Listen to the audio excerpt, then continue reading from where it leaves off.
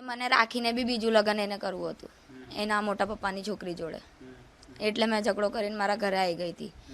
મને એવું કહેતો હતો, એની માં એવું કહેતી હતી કે છોકરી હિન્દુ છે ને તમને તો બી બીજું લગ્ન તારું અમારી જાતમાં કરાવીશું એમ. એ જ બોલ મારે પીટે બહુ જ મારતો હતો મને, તઈ ઘરે હાથ બી મારું તોડી કાઢેલું, ઘરે બહુ મારતા હતા. તો પછી વળીને મેં મારા ઘરે જતી રહેલી. તો તઈ આવીને જબરજસ્તી રાખવી હતી મને બી રાખવી હતી ને બીજાને બી રાખવી હતી એને, એના જાતની છોકરીને બી.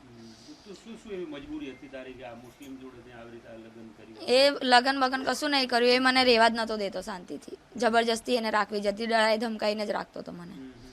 ઘરે બી જતી રહેતી હતી તો બી ડરાઈ ધમકાઈને જ લઈ જતો હતો મને.